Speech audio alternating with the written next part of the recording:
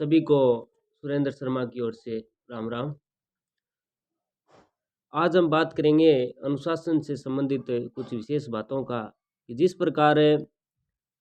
हमारे देश में आजकल जो ये सिस्टम चल रहा है कि अनुशासन की भाव-भंगिमा का भी कोई ध्यान नहीं रख रहा है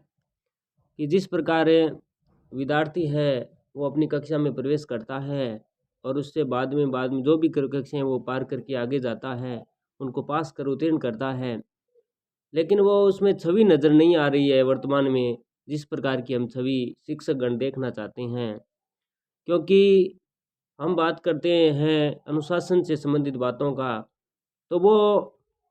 एक तो ये चीज़ भूल जाता है कि वो कक्षा में बैठ रहा है, प्रार्थना स्थल पर आ रहा है, गुरुजन उसके सामने आ रहे हैं। वो आदर सत्कार जितना पहले था उतना आजकल शायद कम हो गया है। ये मेरी राय है जो मैं आपसे आज साझा कर रहा हूँ।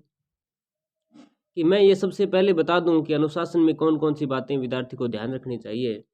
कि सबसे पहले जब भी स्कूल में एंटर करे, प्रवेश करे, तब उसको अपने स्कूल का ध्यान होना चाहिए कि हमारा स्कूल आ गया है। अब हम जो भी गाँव में, घर में जो भी बातें कर रहे हैं, उनको हमें पीछे छोड़ देना चाहिए। अब सिर्फ हमें पढ़ाई से संबंधित बातें हैं, अपनी सहपाठियों का किस प्रकार हम साथ दें, या हम मास्टर जो भी गुरुजन हैं हमारी कक्षा में प्रवेश करते हैं, हम किस प्रकार उनके साथ बोलें, किस प्रकार का व्यवहार करें, किस प्रकार का उनका आदर सत्कार करें।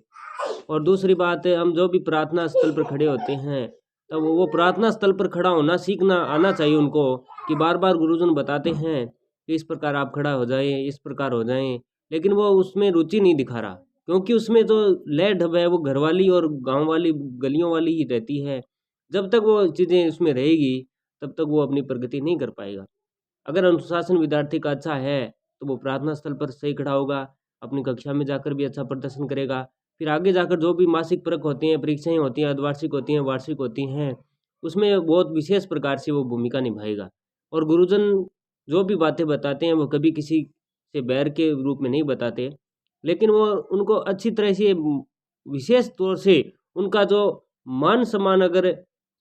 नहीं हो पा रहा है, अगर शिक्षक सम्मानित महसूस नहीं कर पा रहा है, तो वो ये सोचता है कि हम में से कोई कमी है, जो ये विद्यार्थी हमें इस प्रकार का मान सम्मान नहीं दे पा रहा है। लेकिन ऐसी बातें नहीं हैं, गुरुजन कभी किसी का बुरा नहीं सोचते, वो हमेशा प्रत्येक विद्यार्थी को अपना ही मानते हैं, अपना मानकर ही वो सारी कक्षा को पढ़ाते हैं। लेकिन विद्यार्थी है वो अगर ये सोचने लगे कि हम अनुशासन में ही रहेंगे और बिना बात किए, बिना बतलाए अच्छी तरह से अध्ययन करते रहेंगे, जो भी हमें नहीं आता है निसंकोच उस अध्यापक से पूछेंगे, तो निश्चित तौर पर हम ये महसूस करें अध्यापकगण कि वो बच्चा भी या वो क्लास में जो भी कोई हो, उसका अध्ययन है वो सर्वोपरि होगा।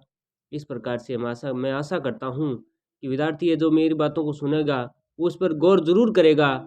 कि हमें किस प्रकार का अनुशासन स्कूल में रखना है, किस प्रकार की बैठक व्यवस्था है। जो भी स्कूल में बैठक व्यवस्था हो उसमें भाग लेते हैं, तो उस समय जो भी फर्नीचर वगैरह हैं, गद्दे-गादे हैं, उनको भी बहुत अच्छी प्रकार से रखना, सुरक्षित रखना, वो भी एक विद्यार्थी के अनुशासन में ही आता है, न कि अध्यापक के। अध्यापक तो ये बात कह सकता है कि आप इनको अच्छी तरह से सजा कर रखें, अपनी क्लास को अच्छी तरह से